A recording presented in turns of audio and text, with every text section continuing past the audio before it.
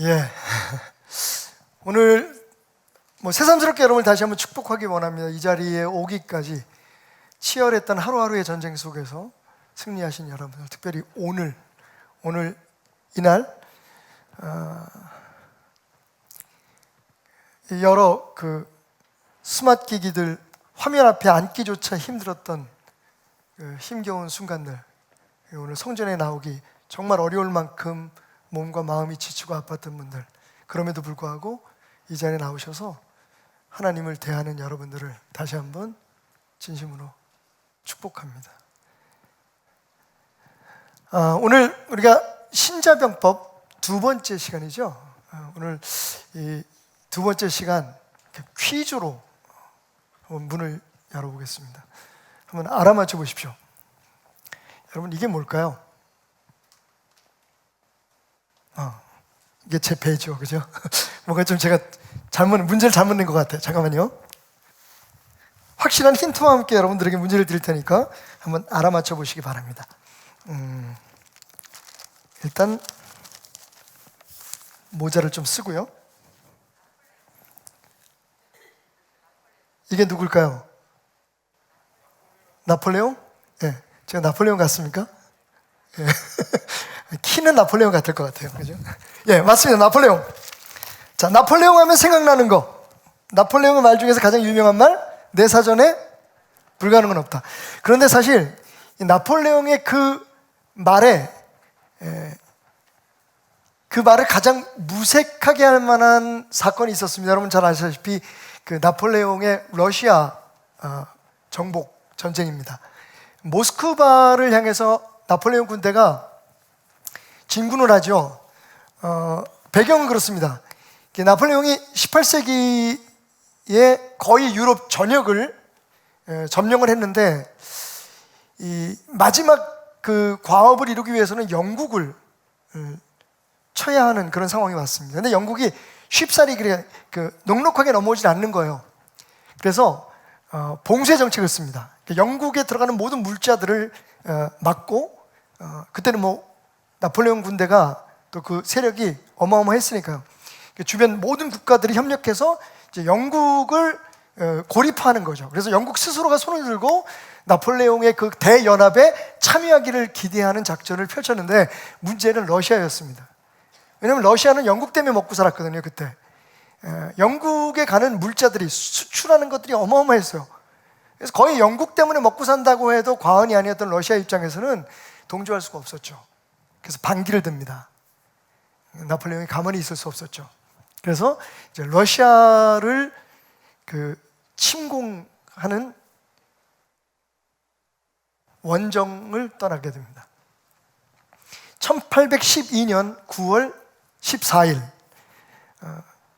부르고뉴 하사라고 하는, 그때 27살의 젊은 나이에 한 하사가 그때 일들을 아주 세세하게 적어놓은 저널이 있습니다. 일기가 있는데, 그게 이제 책으로 발간돼서 거기에 다 나타난, 기록되어 있는 사건들입니다. 실제적으로 9월 14일에 그 모스크바가 내렸다 보이는 언덕에서 60만 대군입니다. 그때 독일, 폴란드, 그리고 물론 이제 프랑스 나폴레옹 군대가 중심이 돼서 60만 명의 군인들이 모스크바를 딱 내려다보는데, 여러분 아시다시피 그 크레물린 궁전 위에 황금 돔이 있잖아요. 그게 번쩍번쩍 빛나는데 마치 그 천일야화에 나오는 어떤 도시와 같았다라고 표현하고 있습니다. 그 사람들이 얼마나 흥분을 했겠어요. 모스크바에 가면 그동안에 오랜 원정으로 지쳐있던 모든 군인들이 먹을 것도 풍부하고, 또 그 규모에 비해서 상당히 화려하고 문화적으로 발전되어 있던 그 도시에서 누릴 수 있었던 여러 가지 것들을 생각해 볼 때 군인들이 굉장히 고무되어 있었습니다. 그래서 이제 모스크바를 해서 진군을 하는데, 사실 그 싸움은 거의 이겨놓은 싸움이었어요. 왜냐하면 모스크바 군대는 다 합쳐도 37만이 안 됐습니다. 그러니까 거의 2분의 1, 2대 1의 싸움이에요. 당연히 이길 싸움으로 생각하고 진군을 하는데, 9월 14일 아침부터 모스크바 시내 전역에 화재가 발생합니다. 그 화재에 대해서는 원인에 대해서 몇 가지의 설이 있습니다만, 그런데 그 브루고뉴라고 하는 하사는 분명히 얘기합니다.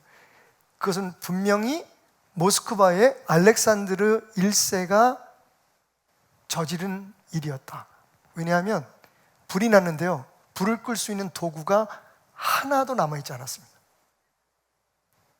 그리고 더 충격적인 것은 모스크바에 들어갔더니 거기에 살고 있는 인구 중에 3분의 2가 전부 다 도시를 떠난 상태였어요. 그리고 3분의 1 주민만 남아있었습니다. 그리고 모든 건물들이 타는데 당시에 모스크바의 건물의 3분의 2가 목조였어요. 상상을 해보십시오. 이틀 동안 아침부터 타는데 여러분 얼마나 황망했겠습니까? 딱 군대가 들어갔는데 온통 불바다예요. 사람은 없고 거의 유일하게 그대로 원형을 유지하고 남아있었던 건 그 돌로 지은 크레물린 궁전뿐이었습니다. 나폴레옹이 당황을 했겠죠. 나폴레옹 군대가 당황을 했습니다. 근데 당황한 건 문제도 아니었어요. 정말 심각했던 건 당연히 이길 싸움으로 생각하고 독일, 폴란드 쭉 군대를 몰아서 이제 폴란드를 통해서 사실은 우크라이나 쪽으로 따뜻한 쪽으로 들어가야 된다고 제안하는 그런 군사 전문가들도 있었는데 그 당시에 나폴레옹이 고집을 피우죠. 빨리 가. 그래서 폴란드를 통과해서 그냥 모스크바로 진군을 하면서 딱 3개월치의 군량 미만 보급품만 딱 준비한 거예요. 근데 여러분 상상해 보십시오. 딱 들어갔는데 당연히 전쟁에서 이기면 그 군량미를 다 거기서 다 보급품들을 다 충당시켜서 거기 60만 군대들이 다 먹고 살고 그리고 또 다시 돌아올 수 있는 충분한 그런 물질들을 만들 수 있을 거라고 생각했는데 다 불질러 버렸죠. 텅 비어 있었죠. 아무것도 없었습니다. 그리고 때가 언제라고요? 9월입니다. 10월, 11월, 12월 모스크바의 겨울은 어마무지하게 추웠죠. 결국 보부당당하게 진군했던 나폴레옹의 60만 대군은 처참한 최후를 맞이합니다. 여러분 60만 중에 40만이 사망합니다. 전쟁에서 죽은 게 아니라 얼어 죽고 배고파 죽고 그리고 10만 명이 포로로 잡힙니다. 60만 중에서 50만이 사망하고 포로로 잡히고 결국 간신히 살아서 각기 자기의 나라로 흩어져 도망간 사람들이 한 10만 명 정도 됐는데 그 일련에서 여러분 아시다시피 나폴레옹은 엘바라고 하는 섬에 유배를 가게 되죠. 나폴레옹의 운명의 끝이 서서히 다가오는 순간이었습니다. 여러분, 제가 왜 오늘 이 이야기로부터 시작을 하냐면요, 이 손자병법 제2편이 작전편입니다. 1편은 시계라 그랬죠. 그리고 1편에서 지난주에 전쟁을 치르기 전에 헤아려 볼 것들이 있다, 비교해 볼 것들이 있다. 그게 시계편의 내용이라고 말씀드렸습니다. 이 작전편의 내용은 뭐냐면 주로 경제적 능력에 대한 것입니다. 그리고 또 한 가지는 그것과 연결돼서 전쟁을 시작했다면 무조건 속전속결해라. 결국 그것도 경제적인 이유에서입니다. 왜냐하면 그 많은 군대가 원정을 나갈 때에 가서 충분히 싸워서 이길 때까지의 물량이 충분히 충족되어 있어야 될 뿐만 아니라 중요한 건 전쟁이 끝나고 난 다음에 정리되고 안정을 찾을 때까지 거기서 버틸 수 있는 충분한 재물이 있어야 된다는 겁니다. 그렇지 않으면 전쟁을 치르지도 마라. 그리고 그렇게 하기 위해서 절대로 오래 끌지 마라. 심지어는 손자는 뭐라고 얘기하냐면 비겁한 방법을 쓸지라도 속전속결이 승리의 비결이다. 긴 전쟁에서 이긴 나라가 많지 않기 때문이다라고 얘기를 합니다. 결국 싸움을 하려면 그 싸움에 동원되는 모든 군대 그리고 무기 이런 것들이 충족되어 있어야 되고, 그리고 전쟁이 끝나고 난 후에 안정을 찾을 때까지 충분한 물량들이 준비되어 있어야 된다는 게 손자의 작전편의 가르침인데, 거기서 특별히 주목해야 될 부분이 있습니다. 지장은 무식 어적하나니 식적 일종은 당호 20종하고 기간 일석은 당호 20석이다. 풀어보면 이런 말입니다.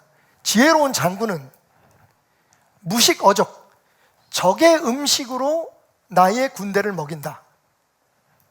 그러니까 우리가 멀리서 원정을 떠날 때 본국에서 실어 나르는 물자, 준비해온 물자 가지고는 절대로 전쟁을 끝낼 수가 없다는 거죠. 그러니까 정말 지혜로운 사람은 뭘 계산을 하고 무엇을 시도하냐면 전쟁을 치러서 점령한 그 국가의 모든 물량들과 물질들을 모아서 우리 아군들, 군인들을 먹여 살린다는 거죠. 그런데 식적 일종은 당호 20종이에요. 여기서 종은 일종의 계량 단위를 뜻합니다. 곡식에 우리가 보통 한 돼, 두 대 하죠. 그 되라는 개념하고 같은데 식적 일종은, 그러니까 적의 곡식의 한 되는 우리 아군에게는 20대와 같은 효과를 발휘한다는 겁니다. 20배의 그런 효과가 있다는 거예요. 그리고 기간 일석은 석도 역시 이건 되라는, 그죠? 되라는 단위라면 이건 우리가 보통 한 섬 두 섬 하잖아요. 볕단 한 섬 두 섬 이런. 다시 말하면 병마에게 먹일 적의 한 섬 볕단은 우리 말을 먹이기 위해서 우리가 준비한 20석과 같은 역할을 한다. 그러니까 20배의 효과가 있다는 거예요. 생각해 보면 그게 일리가 있습니다.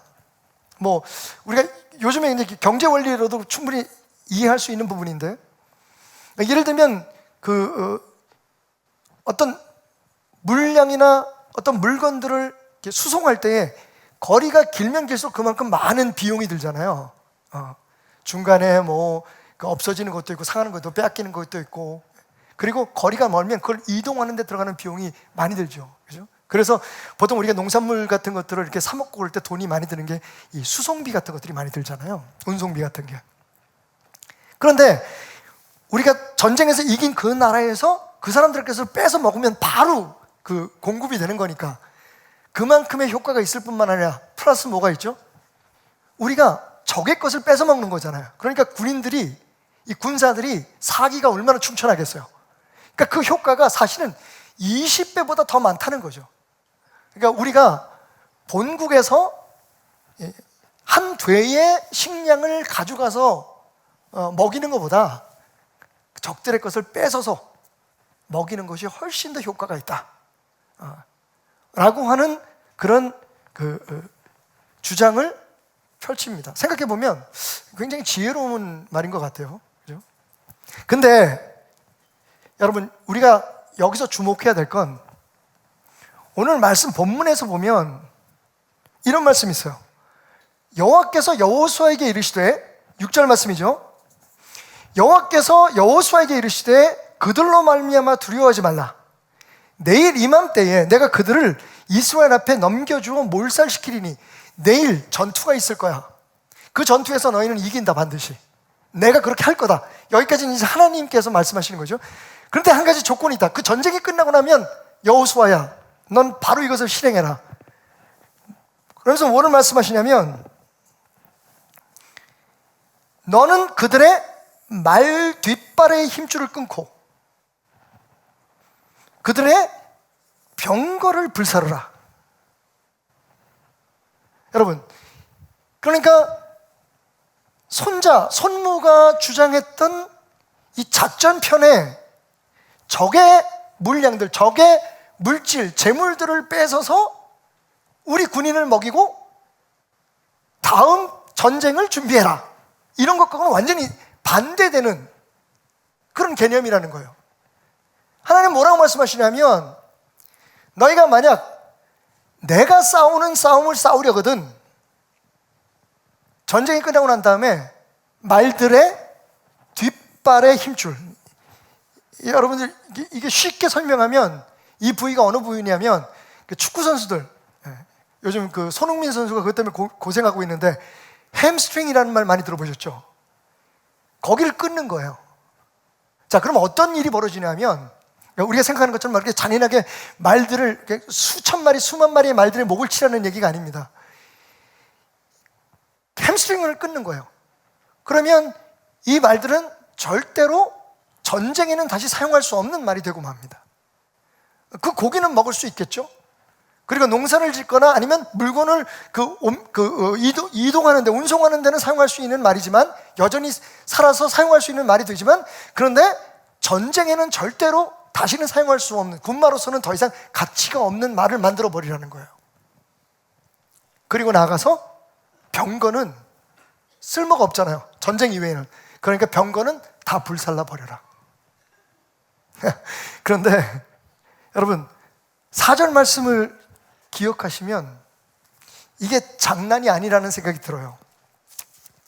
4절에 뭐라고 말씀하고 있냐면, 그들이 그 모든 군대를 거느리고 나왔으니 백성이 많아 해변에 수많은 모래 같고 말과 병거도 심히 많았다.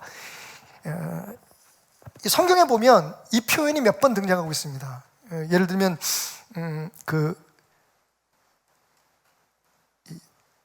아말렉과 이스라엘이 싸울 때라든지, 뭐 이런 블레셋과 싸울 때 보면 그 적의, 그 군대의 숫자가 해변에 모래알같이 많았다라는 표현이 있거든요.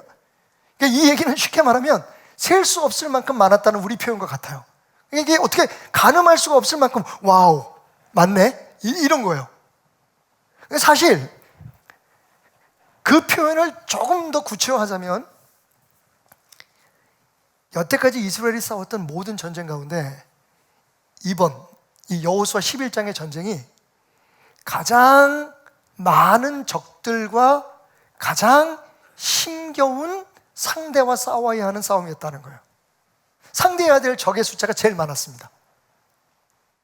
그러니까 출애굽하고 여리고를 지나서 아이성을 지나서 10장에서 남부연합, 그러니까 팔레스타인의 남쪽 지역에 있는 5 왕들을 중심으로 한 연합군대와 싸워서 이기고, 이제 북쪽에 있는 마지막, 이제 큰 그림으로 볼 때 마지막 북쪽에 있는 연합군대, 하솔이라고 하는 나라가, 하솔의 야빈이라고 하는 왕이 이끄는 연합군대와 싸우는데, 이 연합군대의 숫자가 여태까지 싸웠던 모든 전쟁의 숫자, 그 군사의 숫자보다 더 많았다는 거예요. 그러니까 여러분, 이 병거의 숫자 말할 수가 없죠. 만약에 손자의 말대로라면, 그리고 나폴레옹의 전쟁에서, 나폴레옹의 모스크바 침공에서 우리가 배운 교훈이라면, 역사적으로 하나님이 이런 말씀은 우리의 머리를 긁게 만듭니다. 이건 좀 이상한데? 아니, 그냥 놔두면 어차피 앞으로 싸워야 할 싸움이 더 있고, 물론 오늘 그 11장 맨 마지막 부분에 보면 그 땅의 전쟁이 그쳤다. 다시 말하면 큰 싸움은 다 끝난 거예요. 여리고 지나서 아이성 통과해서 그 다음에 남쪽 뻥치고 북쪽 뻥치고 이기고 끝난 거예요. 그 다음에 이제 세부적인 전투와 그런 점령을 위한 싸움만 남아 있었거든요.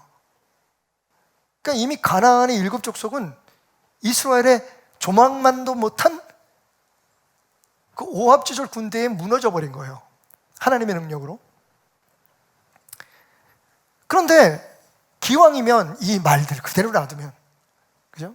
주변 국가들이 겁을 낼 거 아니에요. 자, 여기서 그냥, 이건 제 계산인데요, 이들에게 병거가 많았다는 얘기는 뭐냐?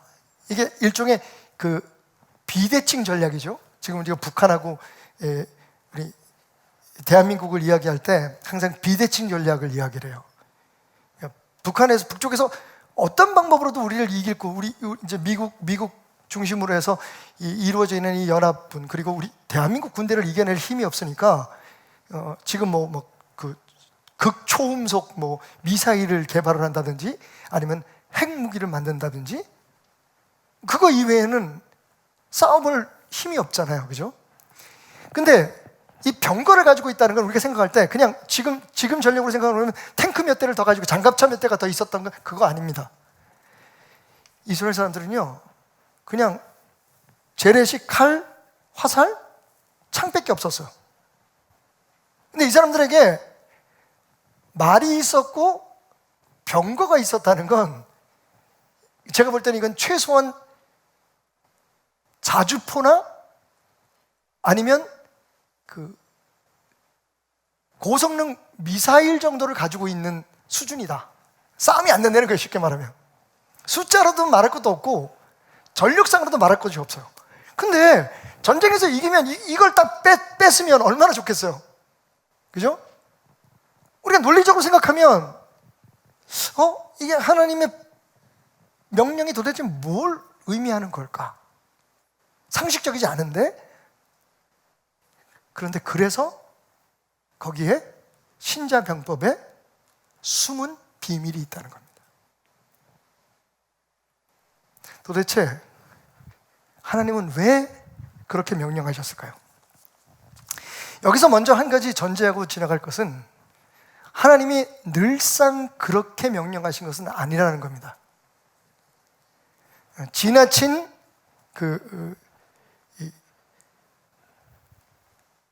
일반화를 조심해야 돼요. 그러니까 예를 들면 이 말씀을 딱 듣고 이렇게 주장하고 결심하실 분이 있습니다. 자, 지금부터 나는 모든 약을 끊을 거야. 난 지금부터 아무 일도 안 해. 밖에 나가서 일 안 해. 하나님 다 먹여주시니까. 이러면 돼야 안 돼요? 제발 좀 안 된다고 말해주세요. 이게 하나님의 말씀을 잘못 일반화하는 겁니다. 그러니까 제가 어제도 우리 목사님들과 함께 이야기하면서 그런 얘기를 했어요. 우리 설교할 때 조심해야 될 게 있다. 물론 하나님의 말씀을 대언하는 거지만 내가 하는 말에 대해서 성도들이 어떻게 그들의 상황이나 환경이 다르기 때문에 그 말을 어떻게 받아들이는지, 그러니까 절대로 하나님의 말씀을 가지고 선전성동하지 말라. 여러분, 정말 교회에 충성된 사람을 만들려면 얘기하면 돼요. 자, 오늘 말씀 들으셨죠, 여러분? 이제 이 부분만 딱 끊어서 방송에 짤로 나가면 제가 굉장히 은혜로운 목사가 됩니다. 목소리를 좀 높일게요, 여러분. 은혜롭게 보이기 위해서. 여러분, 보셨죠? 전쟁은 우리의 힘으로 하는 게 아니에요. 우리의 능력으로 할 수 없습니다. 하나님이 책임져 주십니다. 뒷발에 힘줄을 끊으십시오. 모든 가능성들을 전부 다 차단하십시오. 하나님이 하십니다. 오늘부터 병원 가지 말고 약 먹지 말고 일하지 마십시오. 하나님께서 승리를 주실 것입니다. 아멘 하면 이 아멘 나온다고. 거기까지 그것만 딱 짤로 보내주세요. 되게 훌륭한 부흥 강사가 됩니다. 근데 여러분,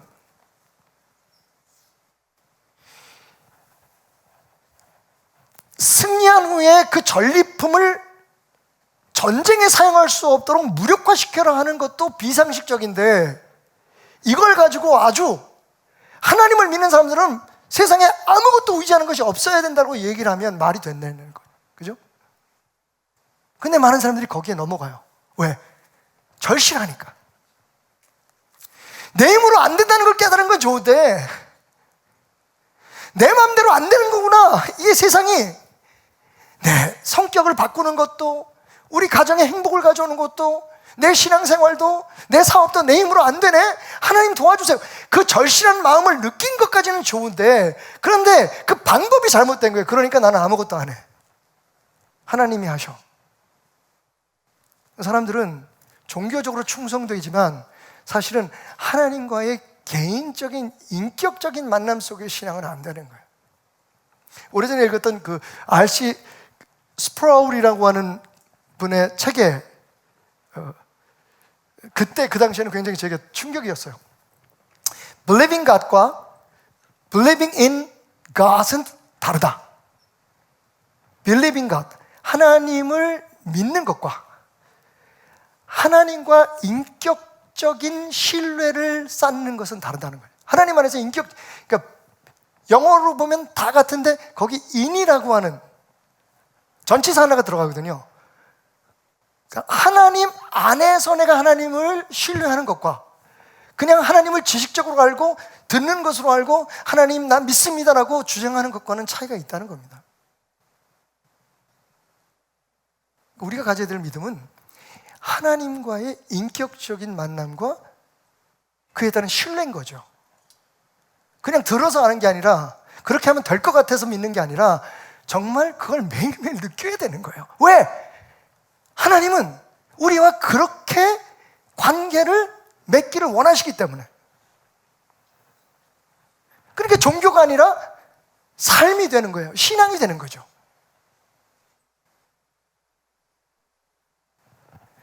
자, 그렇다면 이 말 뒷발의 힘줄을 끊고 병거를 불살하는 날, 무슨 의미일까요? 저는 두 가지로 해석합니다. 첫째는 하나님을 철저히 신뢰해라. 말을 의지하지 말고, 병거 의지하지 말고. 여러분, 시편 20편 1절부터 9절까지 말씀에 이런 말씀 있잖아요. 환난 날에 여호와께서 내게 응답하시고 야곱의 하나님의 이름이 너를 높이 드시며 성소에서 너를 도와주시고 시온에서 너를 붙드시며 내 모든 소재를 기억하시며 내 번제를 받아주시기를 원하노라. 어려울 때 하나님 앞에 예배함이 얼마나 중요한가 하는 것을 지금 설명하고 있죠. 다윗이 나는 내 환난 날에 하나님 앞에 예배해서 그 고난을 이겨냈다라고 얘기합니다. 그리고 4절부터는 뭐라고 얘기하냐면 너의 마음의 소원대로 허락하시고 내 모든 계획을 이루어주시기를 원하노라. 우리가 너의 승리로 말미암아 개가를 부르며 우리 하나님의 이름으로 우리의 깃발을 세우리니 여호와께서 내 모든 기도를 이루어주시기를 원한다 라고 얘기합니다. 그러니까 환난 날에 어려울 때 매일매일의 삶 속에 우리의 기도가 얼마나 중요한지에 대해서도 강조하고 있어요. 예배와 기도. 그런데 중요한 건 그 다음입니다. 그런데 성경에는 없지만 그런데 7절 어떤 사람은 병거를 어떤 사람은 말을 의지하나 우리는 여호와 우리 하나님의 이름을 자랑하리로다. 그들은 비틀거리며 엎드러지고 우리는 일어나 바로 서도다. 여호와여 왕을 구원하소서. 우리가 부를 때에 우리에게 응답하소서. 여러분 이 얘기는 뭐냐? 우리가 힘들고 어려울 때에 하나님을 예배하고 기도하는 것 굉장히 중요한데 여기에 가장 기본이 되어야 할 하나의 신앙이 있다는 거예요. 그게 뭡니까? 하나님을 의지하는 겁니다. 세상을 여전히 의지하고 세상 방법에 대해 여전히 신뢰하면서 하나의 돌파의 방법으로 수단으로 예배를 하고 기도를 하는 게 아니라 정말 하나님이니까 하나님이 하시니까 하나님과 함께니까 나는 이 환난을 이겨낼 것입니다라고 하는 믿음을 가지고 하나님을 예배하고 하나님께 기도하라는 거예요. 굉장히 큰 차이가 있습니다. 이건 제가 가끔 여러분들에게 꼭 기억해 주시기를 원해서 드리는 말씀처럼 하나님을 목적이지 수단화하지 말라는 거예요. 하나님을 여러분이 원하고 여러분들이 바라는 것을 이루기 위한 힘을 공급해주는 공급원으로 생각하지 말라는 거예요. 여러분이 할 수 있는 걸 다 하고 여러분이 원하는 대로 다 하고 하나님이 거기에 조금만 힘을 보태주시면 나는 승리한다는 그런 마음으로 예배하고 기도하는 자가 되지 말라는 겁니다. 하나님이 예배의 목적이 되고 하나님이 우리의 기도의 대상이 되는 거예요. 그러니까 하나님을 소유하는 게 중요한 겁니다. 하나님의 그 무엇이 아니라 하나님이 나와 함께 하신다는 것을 신뢰하는 게 중요한 거예요. 그러니까 오늘 이 말은 뭐냐? 말 힘줄 그 햄스트링을 끊어버려라. 그리고 모든 병거를 불태워라. 그 얘기는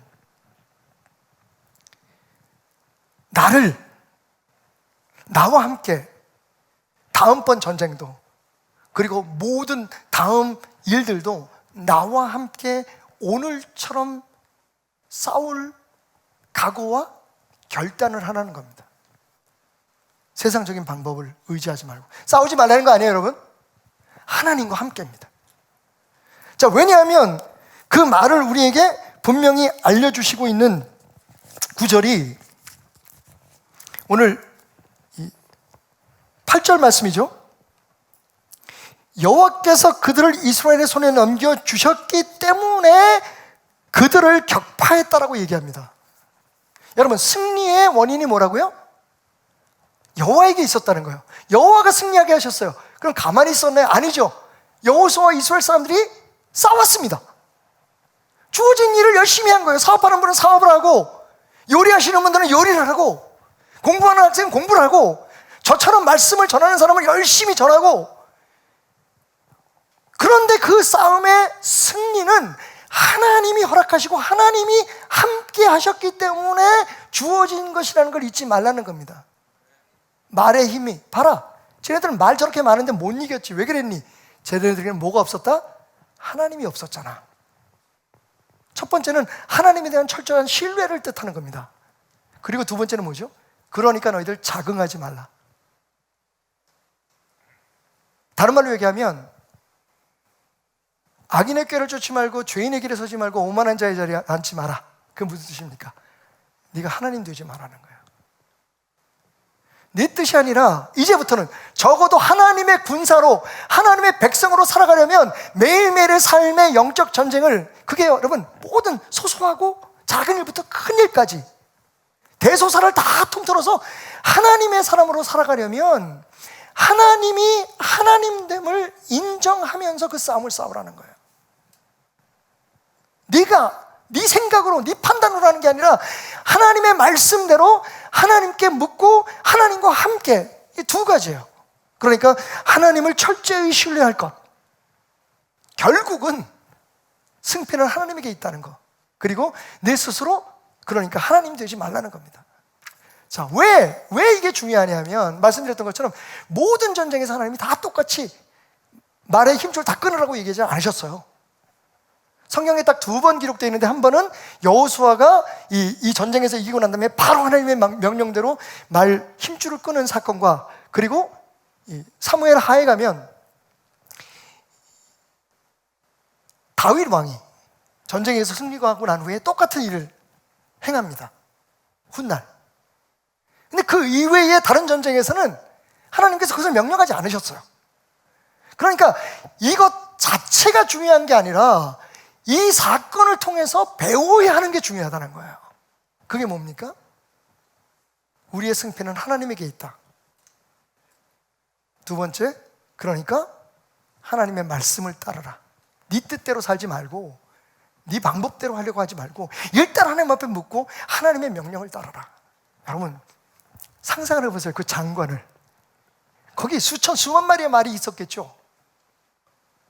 이스라엘의 장정이 한 60만 됐다고 치면, 여러분 그 앞에, 물론 그 60만이 전부 다 전쟁에 나간 건 아니지만, 그 앞에 펼쳐진 그 모래알같이 많은 그 적군들을 생각해 보십시오. 그들에게 말이 몇 필이 있었고 전차가 몇 개가 있었을까요? 근데 여러분, 이스라엘의 군대는 도무지 이해할 수 없는 일을 지금 하고 있는 겁니다. 여호수아가, 하나님이 내게 말씀하셨어. 말들 햄스트링 다 끊어. 근데 그들은 그렇게 했어요. 오늘 9절 말씀처럼 하나님이 명령한 대로 여호수아가 그대로 했다. 왜요? 이미 여호수아는 하나님을 지식으로, 그 말씀에 대한 공부로 안 게 아니라 그런 싸움을 경험하고 하나님 말씀대로 되는 것을 알고 있었기 때문입니다.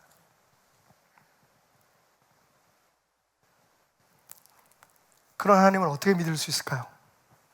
두 가지 기억하십시오. 하나, 하나님은 각자 우리가 이겨낼 만한 싸움만을 우리에게 주십니다. 왜? 하나님의 목적이 우리가 그 싸움 때문에 지는 게 아니라, 무너지는 게 아니라 성장하고, 그리고 그걸 통해서 하나님을 더욱더 깊이 신뢰하게 되기를 원하기 때문입니다. 예배 전에 우리 이무성 집사님하고 같이 톡을 나눴는데요. 잠시 이어령 씨의 그 마지막 수업에 나오는 얘기죠. 하나님께서 우리에게 고난을 주시는 이유는 우리의 삶에 스토리가 있게 하기 위해서다. 우리는 지금 하나님과 함께 이야기를 만들어가는 거예요. 그리고 그러한 삶이 수준이 있는 삶인 거예요. 뭘 많이 소유하고 그게 아니라 정말 내 삶에 정말 누구에게인가 가슴 뭉클하게, 그리고 내 자신에게 어려움이 닥쳤을 때 힘을 줄 수 있는 어떤 이야기들이 만들어져 가고 있는 거예요. 지금 상상을 해보세요, 여러분. 생각해 보세요. 지난 날 가운데 여러분들이 하나님을 믿으면서 경험했던 수많은 일들, 진짜 정말 이겨낼 수 없었던 것 같은, 할 수 없었던 것 같은 그런 일들을 이겨내게 하시고 참아내게 하시고, 지금은 그게 우리의 아련한 이야기가 돼서 그 얘기를 생각해내면서 부부가, 가정이, 또 사랑하는 사람들끼리, 야, 우리 그때도 그렇게 이겨냈잖아. 그런 하나님을 우리는 경험했잖아. 그게 수준 있는 삶인 거죠. 하나님이 우리에게 시련을 주시는 목적은 분명해요. 하나님 말씀하셨잖아요. 너희들이 멸망하는 거 아니야. 너희들에게 희망을 주기 위해서 나는 너희들에게 이 시련을 준다. 여러분, 말씀 속에서 깨달으십시오. 제가 아까 말씀드렸던 10장의 전쟁, 남쪽, 팔레스타인의 남쪽에 5왕을 중심으로 한 연합군과의 싸움이었습니다. 그리고 지금 11장의 전쟁, 북쪽 연합군은 더 강했어요. 하솔 왕 야빈이 이 소식을 듣고 마돈 왕 요밥과 시므론 왕 아삽 왕과 및 북쪽 산지 기네롯, 여기서 기네롯은 게네사렛을 얘기합니다. 그러니까 갈릴리 바다 중심으로 해서 남쪽 아라바 평지와 서쪽 돌의 높은 곳에 있는 왕들과 동쪽과 서쪽의 가나안 족속과 아모리 족속과 헷 족속과 브리스 족속과 산지의 여부스 족속과 미스바 땅 헤르몬 산 아래 히위 족속에게 사람을 보내서 군대를 모집합니다. 여러분, 어마어마하죠. 근데 이 자체로만 해도 어마어마한데, 자, 11장에서 전쟁 한번 치르고, 10장에서 12장에서 전쟁 한번 치르고, 근데 여러분, 만약에 여러분들이 가나안 사람이라면 10장의 남부 연합군과 11장의 북부 연합군이 한꺼번에 합쳐서 싸웠으면 이스라엘은요 전쟁이 안 돼요, 이건. 그죠? 물론 그래도 하나님이 승리하게 하셨겠지만, 이건 철저하게 하나님의 의도가 있다는 것을 우리가 느낄 수 있는 게, 여러분 보십시오. 누군가 우리나라를 쳐들어옵니다. 우리 입장에서 그것을 방어하기 위해서 힘을 축적해 놓지 않죠. 공격하는 사람은 그럴 수 있어요. 왜냐하면 한 방에 빵 치지 않고 툭 때리고 그 다음에 또 공격하고 힘을 모아서. 근데 수비하는 사람의 입장에서는 적이 어떤 공격을 하는지 모르니까 일단은 최대의 전력을 이용해서 그 적들을 막아내야 되는 게 일반적인 상식입니다. 그러면 남쪽의 다성왕 연합, 북쪽의 세 명 왕과 남은 7 족속들과 산지와 평지와 이제 마지막 모든 힘을 다 모은 거예요. 말 그대로. 이 2개의 세력이 딱 합쳐서 여리고가 붙었으면 여러분 그냥 이 사람들이 숨만 쉬어도 죽었을 거예요. 근데 참 희한하죠? 모든 게 단계적으로 이루어져요. 처음에는 여리고 무너뜨렸죠. 그 다음에 아이성 무너뜨렸죠. 그 다음에 남부 점령하죠. 그리고 북부 점령하죠. 마치 단계적으로 누군가에 의해서 계획된 전쟁을 치르는 것 같은 느낌이 들지 않으십니까? 그게 하나님의 계획입니다. 우리가 감당할 시험 밖에는 당한 것이 없으니, 하나님께서는 우리가 시험을 당할 즈음에 그 시험을 피할 길을 주신다. 많은 사람들이 피할 길 준다 그러니까 도망갈 길이 있는 거 생각해요. 빠져나갈 길 아닙니다. 여러분, 우리의 피할 길은 오직 누구다? 주님이십니다. 그러니까 이 이야기 속에도 이 말씀을 여러분 깊이 생각해 보면 피할 길이 뭐냐면 하나님과 함께 하는 거예요. 항상 하나님 거기 계신 거예요.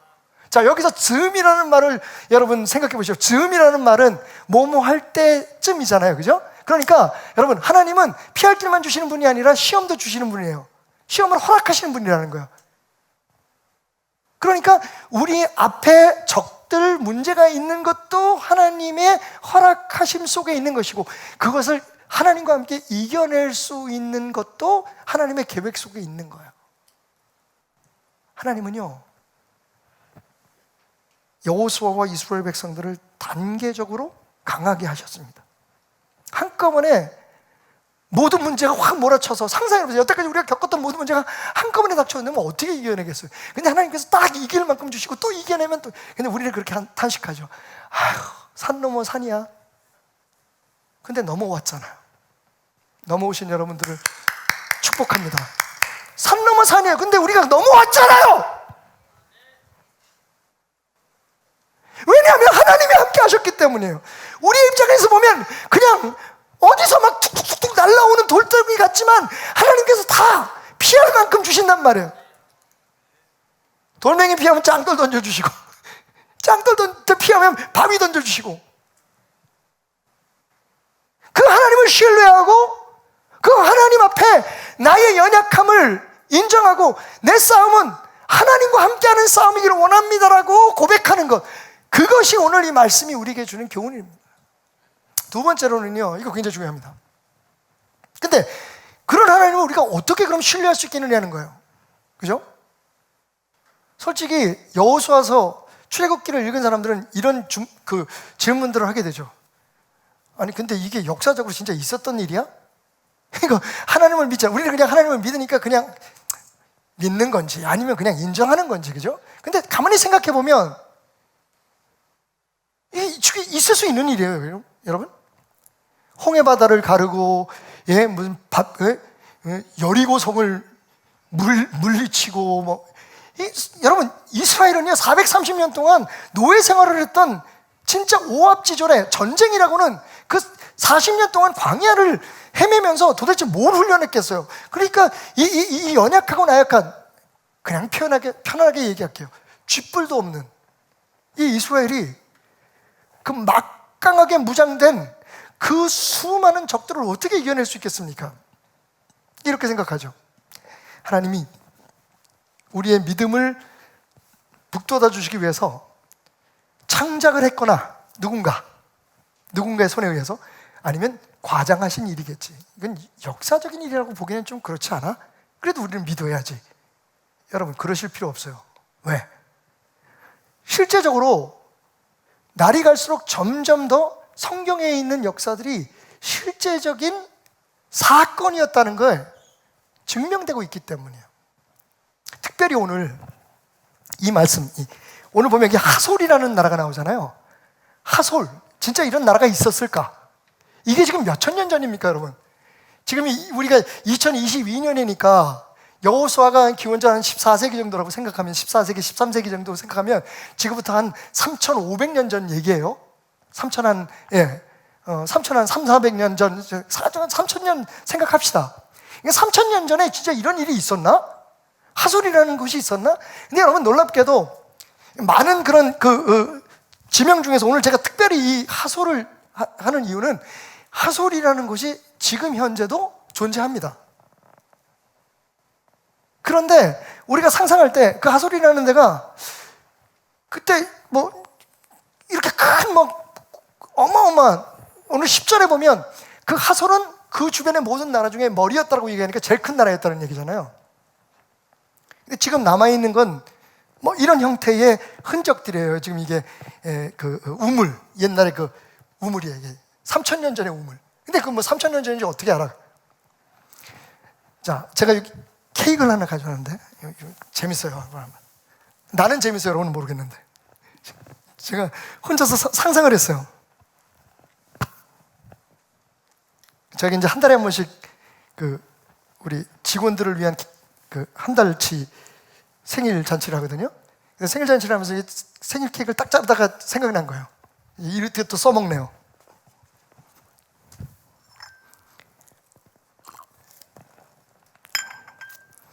지금 나무 하나가 있네요. 이게 지금 현재 하솔이에요. 아니 거기에 무슨 큰 나라가 있었고 전쟁이 있었고, 오늘 말씀처럼 여호수아가 그 하솔을 불태웠다. 그걸 어떻게 믿어? 여러분, 믿거나 말거나 이 케이크는 스트로베리 케이크예요. 믿으십니까?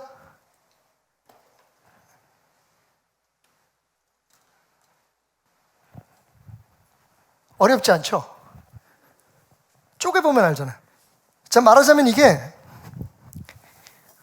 고고학적인 탐사인 거죠. 아유, 근데 이렇게 군침이 도냐? 자, 제가 지금 단층을 지금 여러분에게 보여드리는 겁니다. 지금 하솔에 대한 고고학적인 고증은 암논 벤 토르라고 하는 히브리 그 대학의 고고학자에 의해서 지금 5권의 책으로 나와 있습니다. 그 로스차일드가 쓴 5권의 책을 비롯해서 가장 최근의 고고학적인 탐사 결과는 말씀드린 그 벤 토르라고 하는 사람에 의한 논문인데요. 지금 파고 들어가니까 여기 2층, 요게 1200년쯤이라고 생각하십시다. 기원전. 이때 성경에도 나와요. 열왕기 상에 나오는데 솔로몬이 하솔에다가, 그 하솔이라는 지역에다가 병거의 주차장을 만든 거예요. 전쟁을 하기 위해서 그 팔레스타인 전체를 다스리기 위해서 솔로몬이 그때 가장 강대한 나라잖아요. 다윗, 솔로몬 때. 그때 수많은 병거들을 만드는 병거성을 이 하솔에다 지었다는 그 증거가 나온 거예요. 성경 말씀대로. 그리고 여기서 조금 더 들어가서 기원전 1400년, 다시 말하면 지금 우리가 얘기하고 있는 바로 그 사건, 여호수아의 그 놀라운 싸움의 기록이 기원전 1400년 그 층에서 나온 겁니다.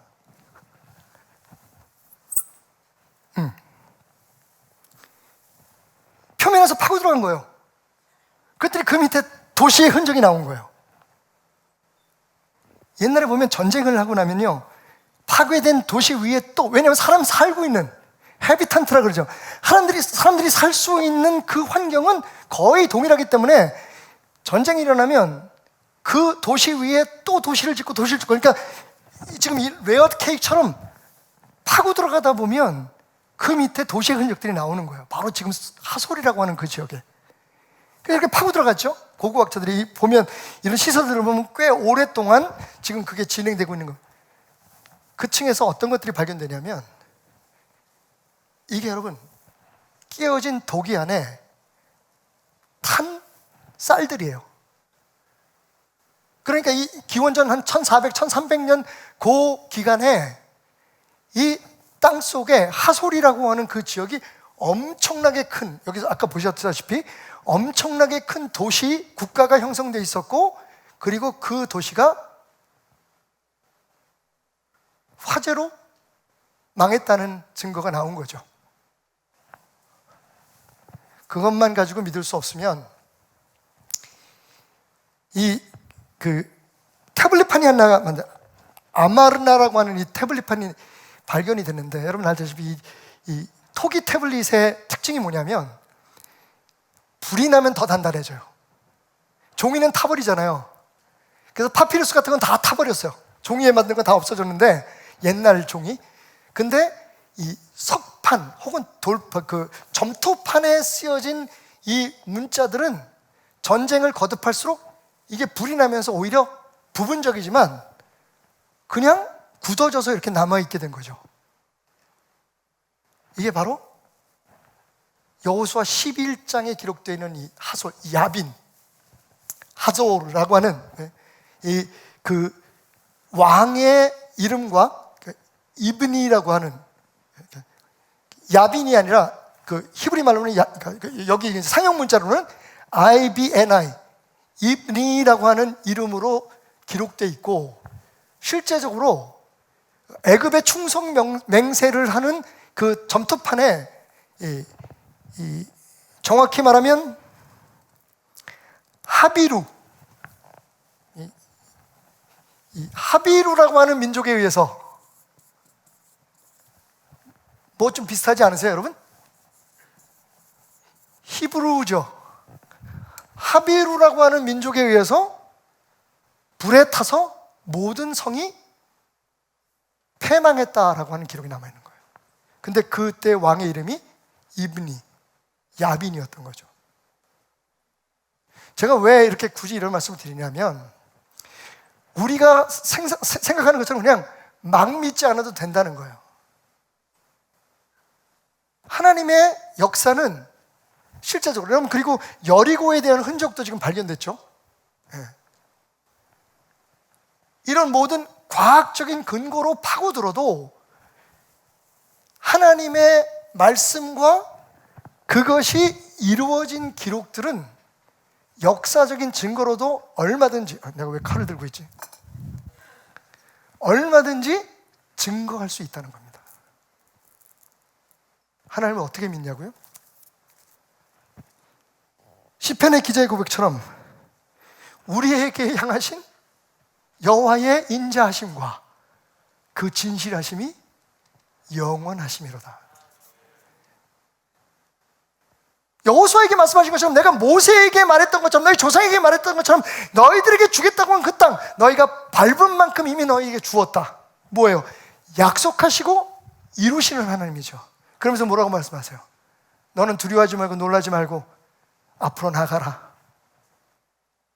내가 너에게 약속한 그 모든 땅을 너에게 줄 때까지, 네가 차지할 때까지, 이 백성이 차지할 때까지 나는 너를 떠나지도 너를 버리지도. 이게 미래에 대한 약속이잖아요.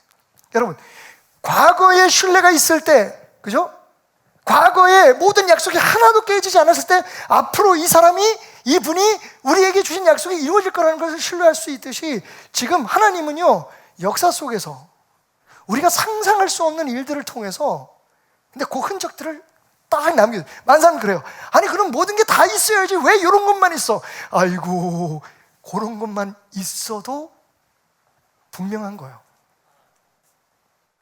하나님의 역사하심은 실제입니다.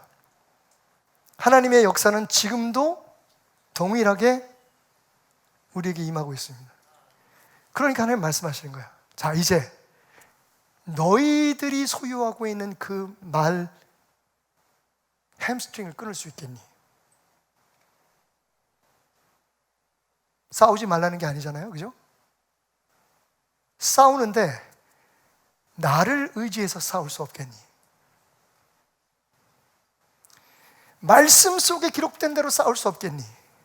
나는 너에게 이미 승리하는 방법을 주었고, 너희들이 그렇게 울부짖고 간구하는 모든 기도의 제목들을 다 너희에게 응답했는데, 너희들은 이 말씀은 보지도 아니하고 계속 끊임없이 너희 앞에 전쟁에서 승리하게 해줄 어떤 무기가 나타나고 어떤 도움이 나타날 것을, 그럴 것을 발견할 것을 꿈꾸고 있는 것은 아니니, 내가 너희의 승리다. 내가 너희의 답이다.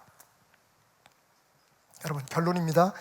여호수아에게 오늘 신자병법을 배우십시오. 두 가지입니다. 첫째, 매일매일 새롭게 하나님을 의지하시기 바랍니다. 따라합시다. 매일매일 하나님을 새롭게 의지하자. 묵히지 마십시오. 여러분, 믿음, 다시 말씀드리지만, 여러분, 남양우유, 서울우유의 유효기간은 일주일 혹은 2주일일 수 있지만, 신앙의 유효기간은 지금 바로 오늘입니다.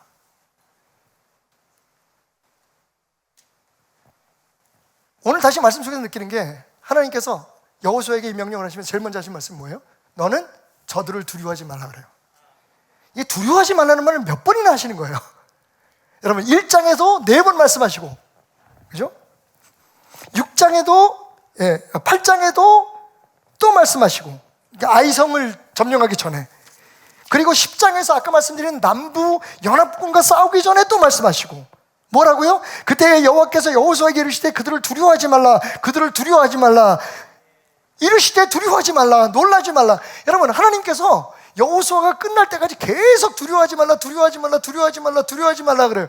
왜 그럴까요? 여호수아는요, 그렇게 매일매일 매 전투 매사 하나님을 다시 확인하고 그 믿음 안에서 두려움을 떨쳐버리지 않으면 승리할 수 없는 평범한 인간이었기 때문이에요. 저와 여러분처럼. 주일날 와서 이렇게 확신하고 은혜 받고 가는 걸로 못 이겨요, 여러분. 매일매일 확인해야 됩니다. 오늘 아침에 나오실 때 새벽에 일어나서 기도하셨나요? 오늘은 용서해 드릴게요. 주일날이니까. 주일은 기도도 쉽니다. 아니, 교회 와서 기도할 거니까. 그럼 어제는요? 이게 문제인 거예요, 여러분. 우리는 습관적으로 하나님을 의지하는 것에 익숙한 게 아니라 습관적으로 하나님을 의지하는 것을 잊어버리는 데 익숙해져 있어요. 그러니까 어떤 특별한 무슨 부흥회나 어떤 뭐 가르침이나 뭐 어떤 프로그램을 통해서 하나님을 의지하고 신뢰할 것을 기대하는데, 하나님은 매일 말씀하세요. 네가 내 성격 가운데 고치고 싶은 게 있니? 네가 너희 부부 사이의 관계 가운데 해결하고 싶은 게 있니? 너희 가정의 문제 가운데, 너희 자녀들과의 문제 가운데, 부모의 문제 가운데 너희들이 해결할 부분이 있니? 두려워하지 마라. 오늘 그 일에, 그 순간순간에 나를 의지하라고 매일매일 두려워하지 마라, 두려워하지 마라, 두려워하지 마라, 두려워하지 마라, 두려워하지 마라, 두려워하지 말고 두려워하지 마라, 두려워할 거 없다, 놀라지 말라 말씀하시는 거예요. 그러니까 여러분, 매일매일 두려움을 떨쳐버려야 합니다. 어떻게? 이 율법을 내 입에서 떠나지 말게 하고 매일매일 주야로 묵상하고 외치고 그대로 순종하라는 겁니다. 이게 신앙입니다, 여러분. 막연히 어려운 일이 있을 때 어떻게 기도해서 어떤 수단을 방법을 해서 누굴 찾아가서 하나님의 도움으로 그 문제를 해결하는 게 신앙이 아니라 그건 미신입니다, 여러분.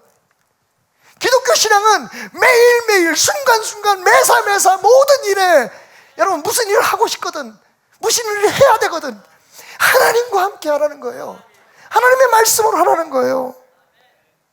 두 번째, 여러분들의 앞에 있는 그 적들 앞에, 여러분이 해결해야 될 그 문제들 앞에 매일매일 공격적인 신앙을 가지시길 주님으로 축원드립니다. 여러분 알고 계십니까? 여호수아가 싸운 싸움은요, 한 번도 수비적인 싸움이 없었어요. 아말렉과 싸울 때, 출애굽기 17장에 싸울 때, 그때는 여호수아가 모세의 장수로, 그죠? 모세가 이끄는 군대의 장군으로 나가서 싸울 때, 그때는 뒤로 물러설 때도 있었고 앞으로 나갈 때도 있었지만, 여러분 오늘 말씀처럼 7절, 이에 여호수아가 모든 군사와 함께 메론 물가로 가서 갑자기 습격할 때, 여러분 가나안 전쟁의 모든 순간에 여호수아는 공격적이었어요. 습격해요. 먼저 달려가요. 적들을 기다리지 않았어요. 매일매일 두려움을 떨쳐버리고 하나님의 말씀에서 하나님을 경험할 뿐만 아니라, 여러분 우리 앞에 해결할 문제가 있다면, 저는 개인적으로 오늘 설교를 하면서 솔직히 여러분들에게 고백합니다. 사회 경제적이나 어떤 문화적인 부분보다 저는 제 안의 싸움을 더 주목하고 있어요. 제가 하나님이 기뻐하는 종이 되고 여러분들 앞에 정말 이 시대에 정말 힘들고 어려울 때 여러분에게 희망이 되는 그런 설교자가 되고 싶어요. 근데 그러기 위해서 말뿐만이 아니잖아요. 제 삶이 바뀌어야 되는데 그 부분에 있어서 저는 오늘 하나님의 도우심을 필요로 해요. 그게 제 영적 전쟁이에요. 근데 그걸 공격적으로 하라는 거예요. 시간이 지나면 되겠지. 뭐 교회 이렇게 다니다가 말씀 많이 듣다 보면 근데 되긴 돼요. 근데 그게 언제까지는, 여호수아는 한 번도 하나님이 명령하신 전쟁에서 수비적인 적이 없었어요. 깨닫게 해주시고 하라고 하신 것은 습격을 하거나 전진을 하거나, 여러분 보세요. 여리고를 향해서 나아가는 여호수아의 모습을 보십시오. 아이성에 한 번 불순종해서 실패를 했지만 다시 도전하는 여호수아의 믿음을 보십시오. 그리고 남부연합군, 북부연합군, 여러분 때마다 여호수아는 공격입니다. 이걸 우리는 닭공신앙이라 그래요. 닥치고 공격. 여러분 안에 인격적인 결함이 있습니까? 여러분이 알고 계시는 거. 여러분이 고치고 싶은 어떤 문제가 있습니까? 여러분의 삶에 어떤 한계가 있습니까? 지금 지쳐 있습니까? 내가 다시 힘을 내야 되는데 근데 자꾸만 주저앉고 싶습니까? 여러분 여호수아 같은 믿음을 가지십시오. 하나님은 당신이 맞서 싸우기를 원하십니다. 그것도 기다렸다가 안 될 때, 어려워질 때 주여 주여 하는 게 아니라 여러분이 먼저 하나님을 부르짖으며 여러분의 그 문제를 향해서, 하나님 나 이거 바꾸면 내가 정말 내 가족들에게 얼마나 큰 행복의 통로가 되겠습니까? 내가 이것 때문에 제 아내와 지금 문제가 있는데, 내 남편과 문제가 있는데 하나님 나 이거 고치게 해주십시오. 남 탓하지 말고, 세상 탓하지 말고, 나라 탓하지 말고 내 자신의 문제를, 우리 교회의 문제를 우리가 해결할 수 있도록 하나님 도와주십시오. 그 믿음이 우리를 승리케 할 것입니다. 말씀을 맺습니다. 여러분 우리가 손자병법에 제2편 작전편에서 들었던 것처럼 식적 1종은 당호 20종이다. 손자의 말은 참 논리적이고 일리가 있습니다. 적의 밥 한 그릇은 우리가 준비한 20그릇보다 힘이 있다. 20대 1이라는 겁니다. 근데 여러분, 여호수아에서는 뭐라고 얘기하는 줄 아세요? 여호수아 23장 8절, 오직 너의 하나님 여호와께 가까이 하기를 오늘까지 행한 것 같이 하라. 여러분, 지금처럼 하시면 됩니다. 근데 조금 더 공격적으로, 조금 더 적극적으로, 지금처럼 하나님 말씀을 읽고, 여러분 근데 그걸 띄엄띄엄 하지 마시고 매사의 모든 일들 가운데 매일매일 하나님을 의지하는 것을 지금처럼 열심히 하십시오. 그러면 어떻게 되느냐? 너희 중 한 사람이 1000명을 쫓으리니. 할렐루야. 손자의 계산으로는 20대 1이라면 하나님의 힘을 의지하는 우리는 1000대 1의 능력을 발휘할 수 있다는 겁니다. 아니, 그 이상입니다. 하나님의 능력만큼 우리는 강해질 수 있기 때문입니다. 치열한 전쟁 속에서 한 소대가 적들의 포위를 당하게 되었습니다. 본부와 무전도 끊기고 모든 보급선과 그리고 지원군도 기대할 수 없는 상황이었습니다. 그렇게 며칠이 지나면서 보급품은 떨어지고 이제 더 이상 버틸 수 없었습니다. 소대장이 이른 아침 그 공포와 두려움이 가득한 새벽에 병사들을 깨웁니다. 그리고 그들을 세워놓고 이렇게 얘기하죠. 여러분, 우리의 힘으로는 더 이상 버텨낼 수가 없습니다. 그동안 여러분들이 모르는 사이에 본부에 연락도 해보고 수단과 방법을 가리지 않고 애를 써왔지만 이 포위를 뚫고 본부까지 연락을 해주거나 지원군을 보내달라고 기대할 수 있는 가능성은 제로입니다. 그래서 오늘 저는 결심했습니다. 여기서 나라를 위해서, 내가 지키고자 하는 사랑하는 가족들을 위해서 처절하게 싸우다가 장렬히 전사할 것이냐, 아니면 항복할 것이냐. 저는 여러분들의 생명을 책임질 수 없습니다. 그래서 이제 여러분의 뜻을 묻습니다. 그리고는 자리를 조금 옮겨서 땅바닥에 금을 그었습니다. 그리고는 말합니다. 저는 이미 조국을 위해, 사랑하는 사람들을 위해 싸우다 죽기로 결심했으니 저와 함께 싸우다 죽기를 원하는 분은 이 선을 넘어오십시오. 하지만 여러분들이 다른 결정을 내려도 저는 여러분들을 욕하지 않겠습니다.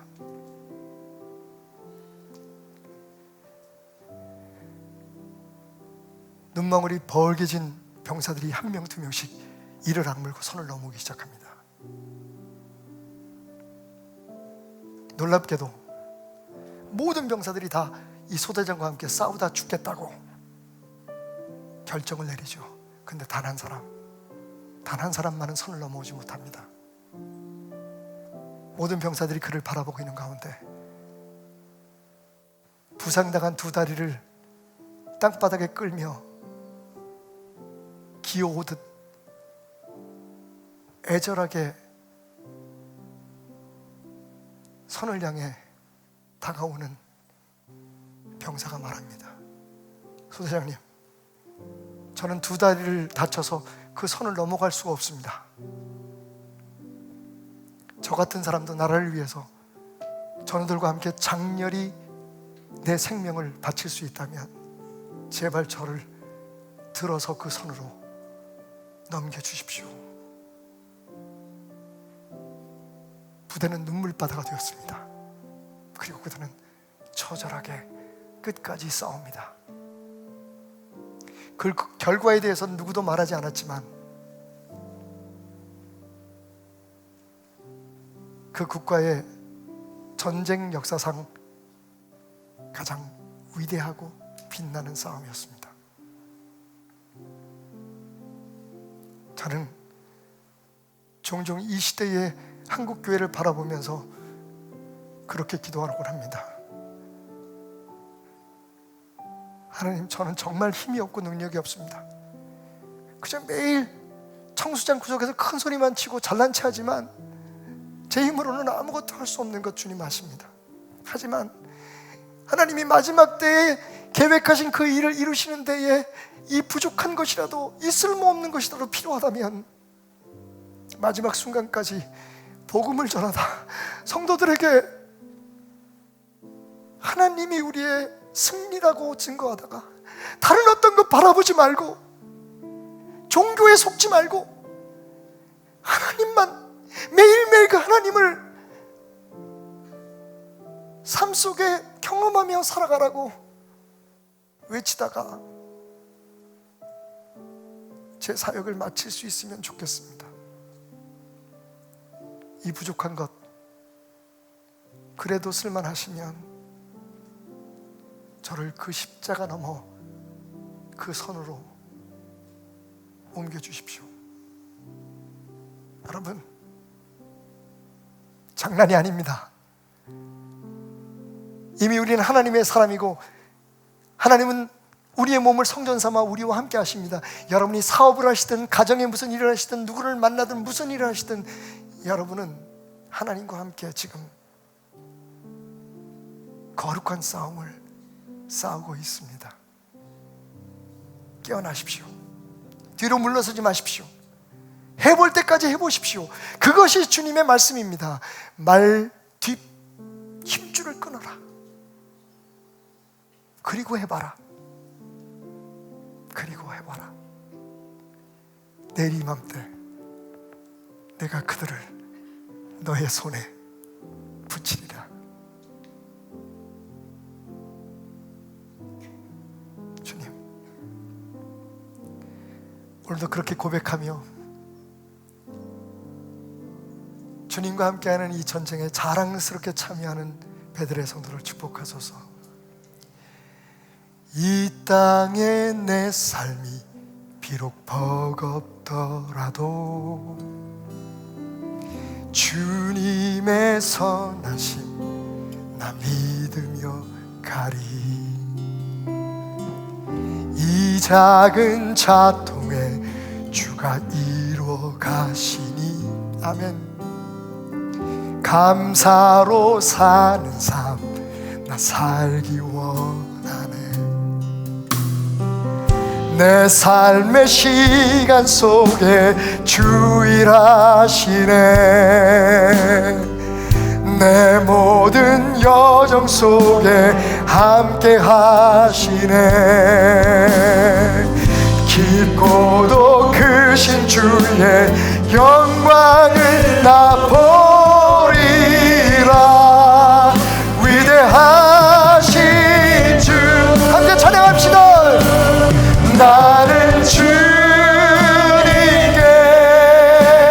속한 자매요 주의 나라 위에 아멘. 전심으로 살리라. 주의 마음에 합한 자매요 맡기신 소명이 이 땅에 내 삶이 비록 버겁지만 땅에 내 삶이 비록 버겁더라도 주님의 선하심 나 믿으며 가리. 이 작은 자통에 주가 이루어 가시니 이 작은 자를 통해서도 하나님은 일하고 계십니다. 아멘. 여러분, 중요한 건 하나님과의 거리입니다.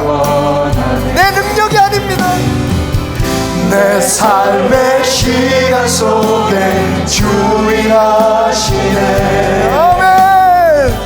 내 모든 여정 속에 함께 하시네. 이제껏 그래왔듯이 깊고도 크신 주의 영광을 나 보리라.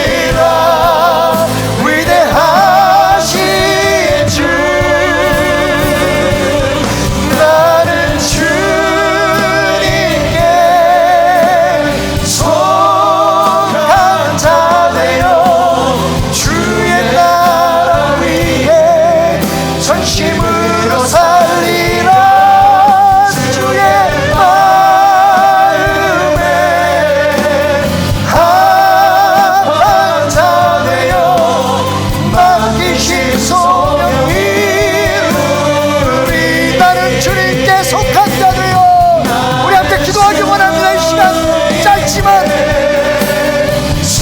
믿음으로 기도하기 원합니다. 담대히 기도하기 원합니다.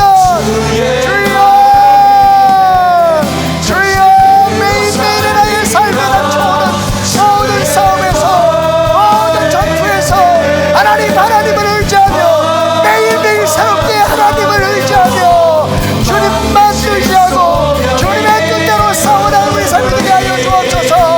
하나님, 시작과 끝이 온전히 하나님과 함께하는 일이 되기를 소망하며 소원합니다. 주여, 우리 베델의 용사들, 베델의 성도들, 아버지여, 하나님의 군사들 함께하게 하소서. 승리케 하소서. 만드신 소명이 주의 마음에 합한 자들이여, 주의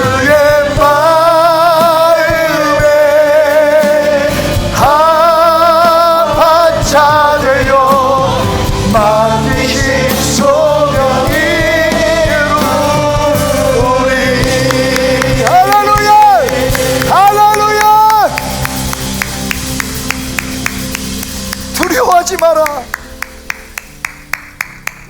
놀라지 마라.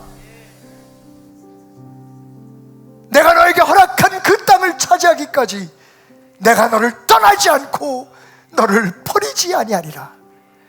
오늘도 이렇게 믿음으로 나를 의지하고 나의 지혜와 내 방법을 신뢰했던 모든 것을 끊고 매일매일 새롭게 주님과 함께 시작하는 삶을 기대하며 그 싸움을 기대하며 선 베델의 모든 성도들을 축복하소서. 그것이 어떤 전쟁이든 어떤 전투이든 하나님은 이미 우리에게 승리를 선포하셨음을 잊지 않게 하여 주옵소서. 오늘도 주님 앞에 예물 드리고 예배하는 모든 성도들을 축복하시되, 특별히 너무 힘들고 어려워서 소리조차 내지 못하며 아파하는, 그럼에도 불구하고 그 승리자의 자리에 서기 위해 그 고난의 선을 넘어 기여와 주님 앞에 엎드린 모든 하나님의 사람들을 축복하시고 위로하시고 힘을 주시옵소서. 일당천의 능력이 주님을 의지하며 주님과 함께 나감에 있음을 기억하게 하여 주옵소서. 물질적으로도, 특별히 하나님 건강에 있어서도, 사랑하는 사람들과의 관계에 있어서도 승리하는 날들 되게 하여 주옵소서. 예수 그리스도의 은혜와 하나님의 사랑과 성령님의 역사하심이 그렇게 기도하며 오늘도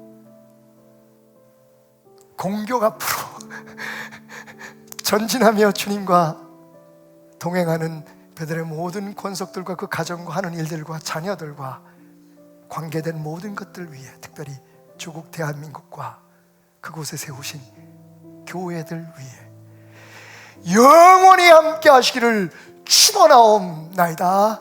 아멘. 할렐루야. 승리는 이미 우리의 것입니다. 여호와의 군대여, 여호수아의 군대여, 베델의 군대여,